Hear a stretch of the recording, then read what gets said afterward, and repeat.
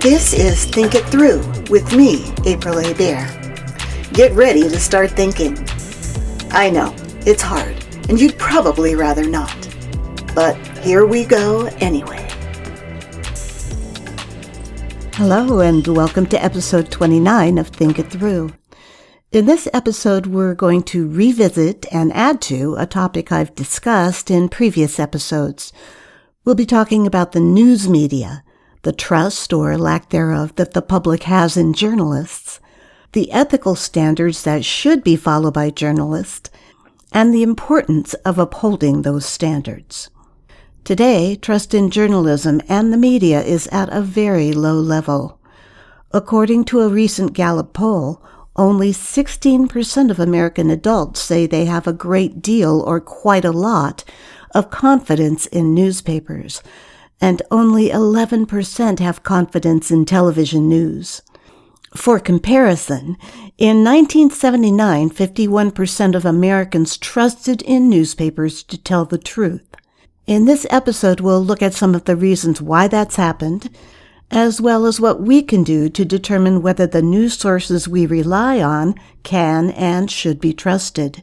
And to help us understand the importance of ethics in journalism, I recently interviewed Dr. Eunette Gentry, who teaches journalism classes at the College of Southern Nevada and is also a broadcast journalist working in local TV, as well as being one of the subjects of a recent HBO documentary series. But before we get to the interview, let's take an admittedly very brief look at the history of ethics in journalism. Here we go.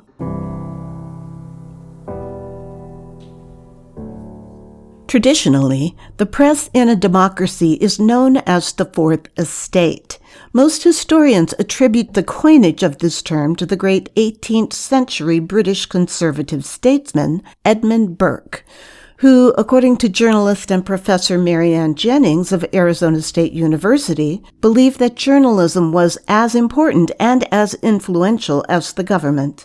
In the United States, this has been interpreted to mean that the press, while independent of government, is on the same level of importance as the administrative, legislative, and judicial branches, and its job is to act as a watchdog over those branches of government. But according to ThoughtCo's article, What is the Fourth Estate?, these days, the idea of the press as the watchdog of government is considered by many to be a somewhat outdated concept. I think there's an impression out there that the press was trusted more in the past because it was much better and more trustworthy than it is now, that reporters always told the truth and got to the heart of the matter.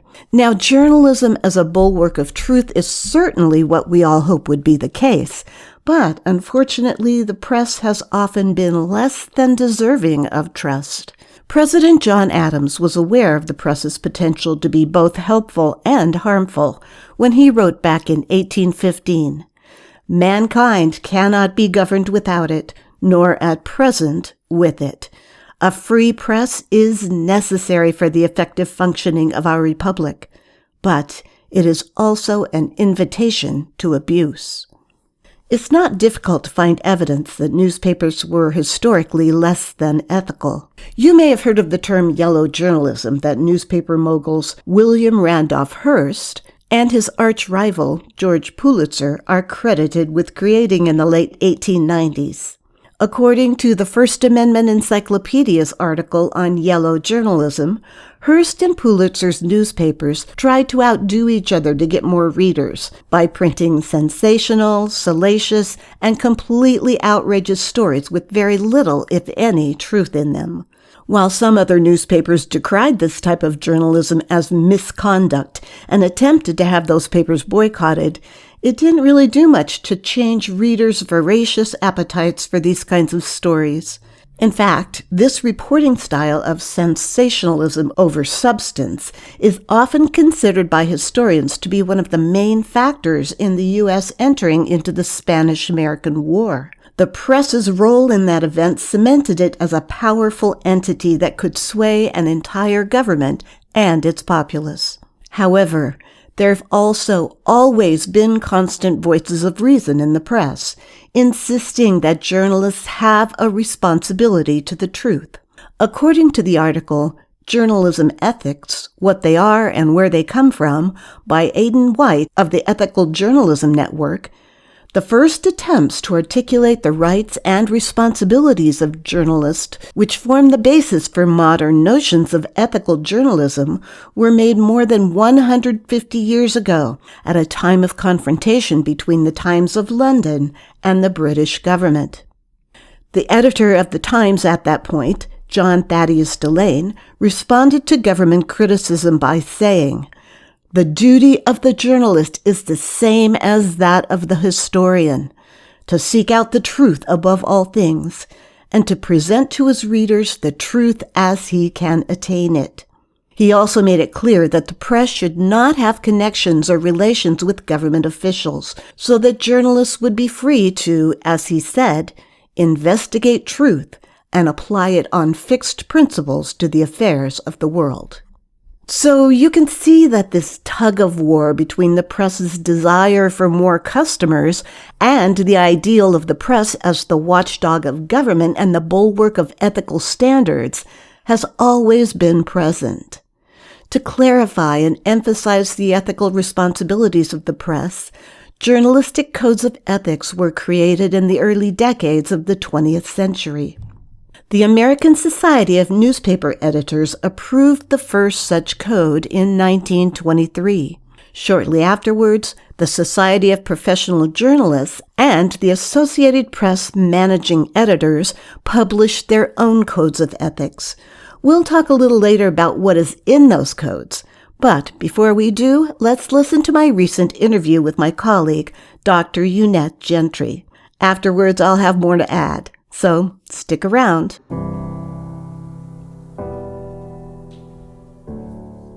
Eunette Gentry, welcome to Think It Through. Thank you so much for having me, April. It is an honor. Well, before we get to a discussion of our topic, I'd just like you to tell us a little bit about yourself, your experience, what you're doing now, that kind of thing. Well, starting with my experience, my background is education. I have a passion for education. My undergraduate degree is mass communication with a concentration in broadcast journalism. I also minored in English. My master's is in communication studies, and I earned my PhD in sociology with an emphasis on how media affects society. And I did a 6-month content analysis of network news programming locally, analyzing depictions and perceptions regarding criminals and criminality. And so it's important that we actually meet theory and praxis, and that is where I intersect my journalism career with my career in academia, both of which I'm equally passionate about. And in addition to being an instructor at CSN, the College of Southern Nevada, in the communication department, I'm so honored to be teaching Com 101 and Journalism 202, which is electronic news gathering. I'm also a practicing journalist. I work for KPVM TV News 25, which airs in Las Vegas. The station is located in Pahrump. We also have a Studio B in Henderson, and I work with students as the internship coordinator. And I'm proud to say I have students from CSN working at my television station as well. So that's what I've been doing. That's what I've been practicing and working toward in terms of developing my journalistic skills for the past few decades and passing those skills on now to other budding journalists. Well, you just have so much on your plate. It's just amazing. I want to talk a little bit about your work with the the television station. We also have a radio station as well, so it's both. Okay. And in Pahrump, and you said also in Henderson. That was the basis for an HBO documentary called Small Town News, right? Tell me a little bit about that. Well, that was an unexpected blessing that actually came about through an interview that our station was doing with Heidi Fleiss and World of Wonder, that's the production company that came to Pahrump. When they were interviewing and investigating Heidi Fleiss, they looked at our journalists and said, hey, this is interesting as well. There's a story here as well. And so that had been developing behind the scenes for a couple of years. And so they pitched the idea to HBO, and HBO was on board with looking at news stations. And it started out with them wanting to look at a handful of independent news stations across the country, but somehow our quirkiness and the interest in KPVM actually, outshined somehow all the other stations, and it ended up being a focus from 4 to 3 to then only 1, our station. And so it was an honor being involved in that. Was I nervous? Definitely, because I'm used to pointing the camera at my subjects, at my interviewees. I'm not used to being on the other side of the camera being interviewed. So that was, a bit of a paradigm shift for me.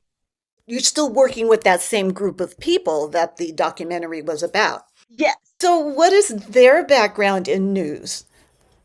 They started out at different stations. We all have various starting points in our career. Some started in Pahrump, some in Las Vegas. I actually worked at KVVU, at the Fox 5 news station in Henderson, for more than a decade behind the scenes as an associate producer and assignment editor, working on my writing skills, my production skills, working the actual news desk, sending out reporters and photogs to various stories and breaking news. And so those are also the skills that I'm now fortunate enough to be passing on to my students, my journalism students. What I can tell from everything you've told me is that you are the perfect person to be discussing this topic today. You've worked on all aspects of journalism. You're an educator. So, as you know, our topic today is really about the public's perception of journalism and the media as a whole. Recently, trust in journalism has diminished, and even our former president called journalists the enemy of the people. So what can you add to the idea of how it got that way? Well, unfortunately, journalism is critiqued on all sides, from the left and the right. And there are various aspects of those critiques that are correct on both fronts.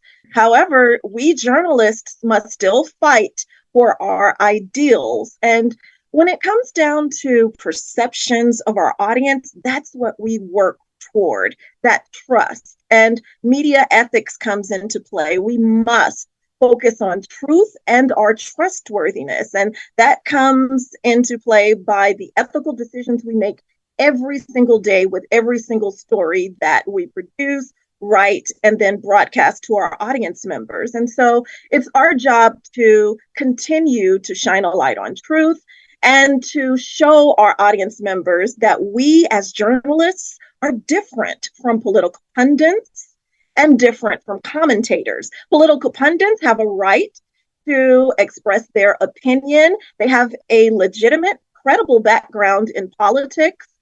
And different commentators have credible backgrounds in their fields of interest as well. But we as journalists are different.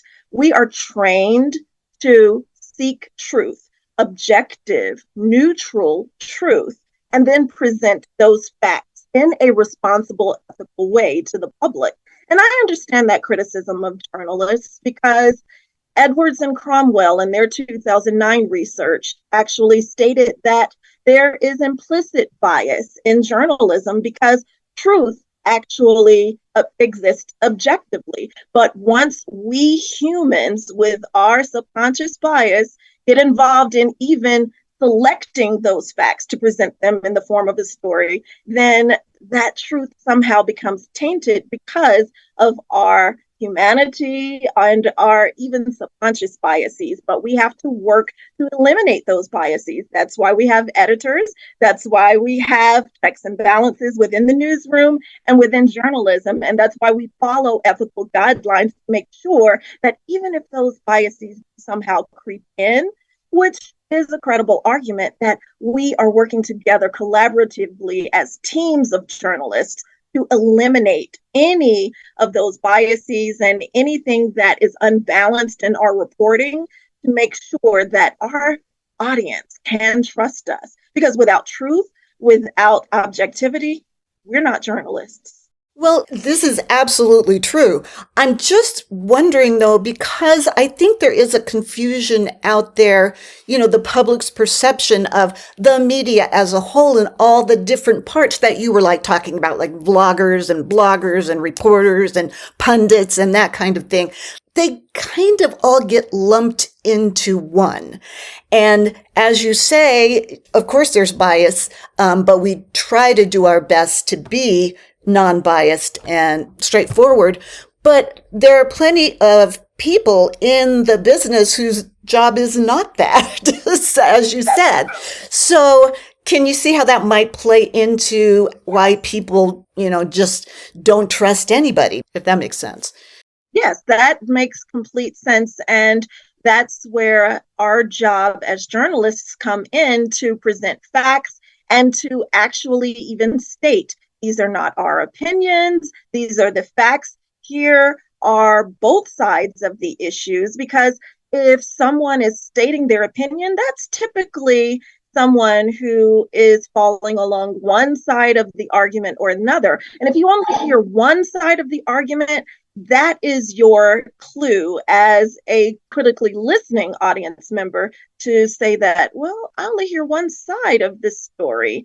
That's not true journalism. But if you hear someone present both sides of the argument, whether they believe or subscribe to either side or the other or neither, if you hear fair and balanced reporting, both sides, if you hear from both conservatives and liberals, both the left and the right, if you hear from those who are pro and con, that is when you are hearing the entire story, the whole truth, and objective facts. And that is what our audience members should learn to listen for and learn to understand. That is what we do as journalists. And so you should be able to trust journalists. And I understand where the waters get a bit murky and it's hard to understand who is who, but listening for all sides of an issue, that's your first clue. And that is our goal as journalists. So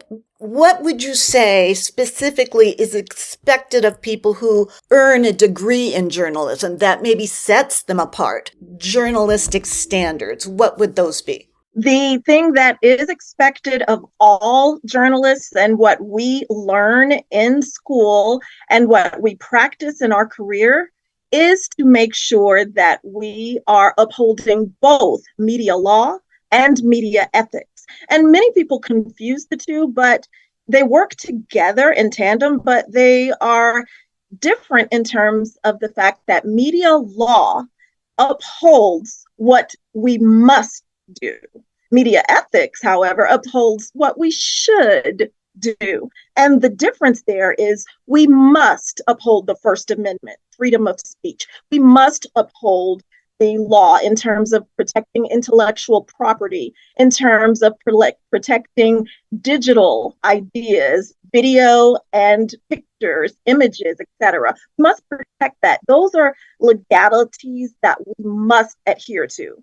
However, when it comes to media ethics, that is where we get into what should and should not be done. Because as we know, ethics is a field of philosophy that engages in what should and should not be done, what is right and what is wrong, but it's not necessarily illegal if you are unethical. And that's where it gets murky. That's where we have to challenge ourselves as individuals, as journalists, to not only uphold media law, but uphold media ethics. And the book that Philippe Perevsov wrote, he actually created an ethic rubric, and it talks about evaluating truth, harm, investigation, upholding a code of ethics, and then looking at situational ethics, not looking at every situation as the same. Not every situation is black and white. Not every situation is cut and dry. And so we must evaluate each situation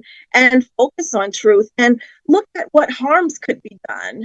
Even if we follow an ethical code, there could still be unintentional harm. And so we have to evaluate all that and make those decisions with every script that we write, with every story we tell, even with every image that we select as B-roll to place in our stories. Because we all know a picture is worth 1,000 words and video is worth 1,000,000. And so we tell stories even non-verbally, and that's important. And we have to uphold ethics in every single thing we do, every word we write, every image we show. And so it's important to understand all of that. And we as journalists, we take classes in media law. I took several media law classes, media ethics classes, and I take that information, even my old textbooks, I'm dating myself, even from decades ago, and I still pass that information along to my journalism students and add in new information in terms of what is ethical in terms of upholding new media with emerging bloggers and new online content. What's ethical, what isn't in terms of clickbait, et cetera. It's important to be ethical in all aspects of journalism. And students need to learn that, learn the foundation as I teach them that in my courses, in different classes, different lectures, and then build upon that with their own practices. I think that is fascinating. I never thought about the difference between media law and media ethics. And obviously they are different, but as you say, I think a lot of people get them mixed up. So that I really like the way you clarified that.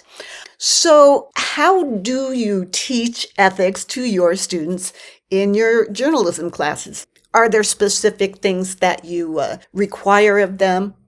Yes, I definitely start with the DNA, the Radio and Television Digital News Association. They created an ethics rubric also, and they talk about what should and should not be done. They're constantly updating that information. And so truth, accountability, and even independence, because we are an independent station where I am now at KPVM, but KVVU Fox 5 News is an affiliate of Fox News.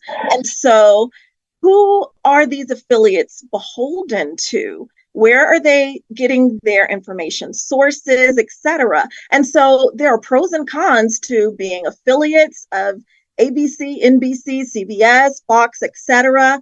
There are also pros and cons to being an independent station. You still must uphold the ideals of truth and objectivity with your audience members. And so if you're an independent station, and fortunately we are, fortunately some are not, it depends on the ethical decisions you make every day in terms of how am I going to use this freedom as an independent station. Freedom could also be misused as well if you're an independent station. And so that's where we have to, again, exercise our journalistic integrity and make sure that our biases do not creep into our reporting. Even if we're not beholden to someone on a daily basis, we should hold ourselves accountable as journalists and rely upon what we've been taught in the classroom and what we know to be true and what's expected of us as journalists. Do you think there's anything that you tell your students that the people who are listening to this episode might be able to take away and incorporate into the way that they read the news? What I would tell all audience members is to make sure that you are listening critically. Listen to what's being said, what's not being said. Pay attention to who's being interviewed and who's being omitted from stories. Pay attention to whose voice is being presented and whose voices are being stifled in terms of sound bites versus having the freedom to express thoughts and opinions. Now, I will say that we as journalists, we are beholden to time constraints. And as I warn my students, a 30-minute newscast is really only about 18 minutes worth of content. We are actually held to time constraints. Sometimes stories are as short as 20-second VOs, 35-second both sides, 2-minute packages, and we do have to select who gets a soundbite, whose voice is heard, but our choices are what's important. We have to make those ethical choices, ethical decisions to make sure that we are being as fair and balanced as possible. We have to make sure that our audience is hearing at minimum both sides of a controversial or polarizing issue, bare minimum, both sides. And if there is more time in television, which hopefully you can get, usually there is not though, you can actually express other opinions and thoughts even in our breakout online content, and say, if you'd like to hear more about the story, or if you'd like more voices, we can drive our viewers to our online and digital platforms as well, where we have a bit more time and space to expand and expound upon those stories. So the general public is kind of responsible, for their own understanding what it is that they're looking at and watching and reading. And so that we can, as you said, kind of move them towards other sources so that they can get a bigger picture of a topic.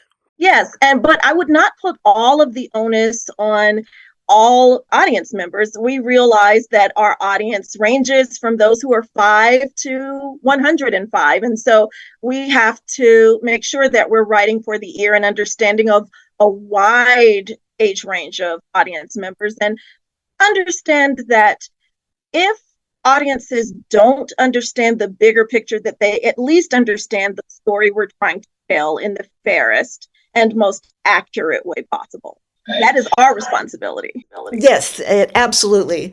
And so before I let you go, do you have any final thoughts or something that you'd like to add to this? Well, I'd just like to say that we journalists are all students as well. We're constantly learning, we're constantly reading academic journal articles, we're keeping up with the latest best practices within the field, because media is constantly changing and evolving with new technology, etc. And so we have to stay current and stay abreast, and our job with our ongoing education is to bring our viewers along with us responsibly. And so, I take that responsibility very seriously, and I'm passing on those mores to my students, and I hope that they adopt the goal of truth and transparency with all audiences, starting with them being student journalists as well. Well, I think that anyone who takes any journalist classes from you is going to have a clear understanding of the ethical requirements of the job and why they're so important. I pray that is the case. And on a personal note, I take ethics and journalism seriously as well, because ethics also involves my personal beliefs and my personal faith to be truthful and honest and transparent as well. And so regardless of me being a trained journalist, I'm also a woman of faith who believes in truth and honesty. So that will always be my goal. All right. Thank you so much, Eunette Gentry, for spending a little time with me today and talking about this very, very critical issue of media ethics. It is my pleasure. Thank you so much for having me, April.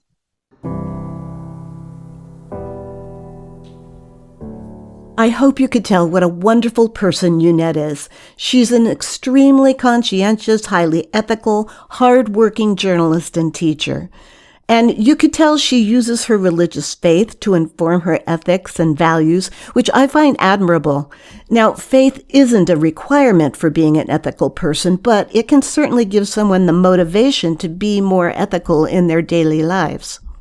I'd like to review a couple of ideas that Eunette brought up about ethics in journalism. First, that the job of a journalist is to focus on objective truth. And in that way, journalists are indeed different from other types of media personalities. While pundits, commentators, bloggers, and other media types have a purpose and the right to express their opinions, Journalists are, or should be, trained to be objective and neutral. But of course, journalists are also human and fallible, and that means their political, societal, and/or religious worldviews can cause them to see things in a particular way. So it takes work to reduce or eliminate any subconscious bias. How hard is that? Yeah, it's really hard. That's one of the main reasons that newsrooms have groups of people working together on the news and editors who oversee their work, and that all those people are beholden to the ethics codes of that particular news organization. And even with all that, bias can and does still seep through. For example, editorial decisions and time constraints can certainly impact what the audience sees and hears about any event. Jon Stewart, who, by the way, is not a journalist, he would be considered a commentator, but he said something noteworthy recently on the topic of media bias. He said that when a newscaster opens a news show with the words, "Our top story tonight is," that's a form of bias in and of itself. The decision of what a top story is out of all the events of the day is basically telling the audience to think that indeed it is the top story. So Eunette's advice to listen to or read different credible news sources, to look for information that might be missing from one source but could be found on another one, that will definitely help news consumers to be able to see the bigger picture.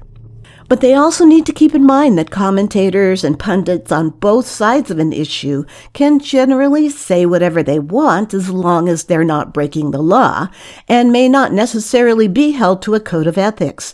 Now again, depending on who it is, they might try to be as accurate as they can be, or they may be ignoring accuracy and focusing instead on pushing a particular opinion or agenda.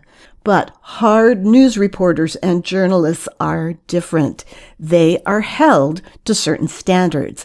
And those standards, while they might differ slightly between codes of conduct, generally contain the same ideals, which include the responsibility to be fair, accurate, honest, independent, and decent. To divulge sources unless there's a clear and important reason not to do so, and that the audience should know what that reason is. To strive to be impartial, to avoid conflicts of interest, and to use common sense and good judgment. Eunette referred to an ethics rubric by Philippe Peribinisoff in his book Real World Media Ethics. He turns the word ethics into an acronym, using each letter to give journalists ways to make good ethical decisions. He says the E stands for evaluate, meaning the journalist should evaluate the ethical situation not just from their own perspective, but analyze it from a number of perspectives. T stands for truth. The journalist should have a clear understanding of the facts and that definition can be agreed upon by others. H stands for harm. The journalist needs to consider what harm might be likely to occur from the way a story is reported. I stands for investigation. The journalist needs to do more than just gather the basic facts. They should dig deep to get all the necessary information. C stands for Code of Ethics. The journalist should check to see whether there's a code of ethics out there that addresses this particular case in question.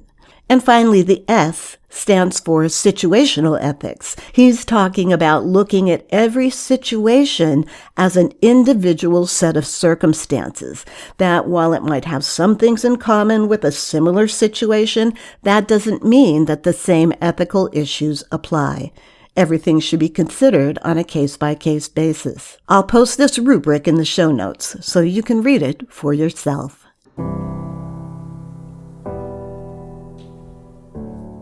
As I said at the beginning of this episode, the public's trust in journalism is at a low point. But a big part of the reason why is that we tend to conflate journalists with other types of media personalities like pundits and commentators. Also, we don't realize that since the early days of the 20th century, when codes of ethics began to be written for journalists and editors, that newsrooms have tried to live up to those ideals and reduce bias in their reporting. that ethics is a major part of a journalist's training, and the vast majority of journalists take that responsibility very seriously. I've put links to several of these codes of ethics in the show notes so that you can see what standards the press should be holding itself to. And you can use them to help you determine whether the news sources that you rely on are indeed attempting to hold themselves to those standards. I have to say that I don't believe that the press's traditional function as the fourth estate is outdated. It's critical that the press continues to function in that capacity. As the preamble of the Society of Professional Journalists Code of Ethics states, they believe that public enlightenment is the forerunner of justice and the foundation of democracy. And that's all for this episode. I hope you've been enlightened by everything you've learned and that you use this information to help you think it through.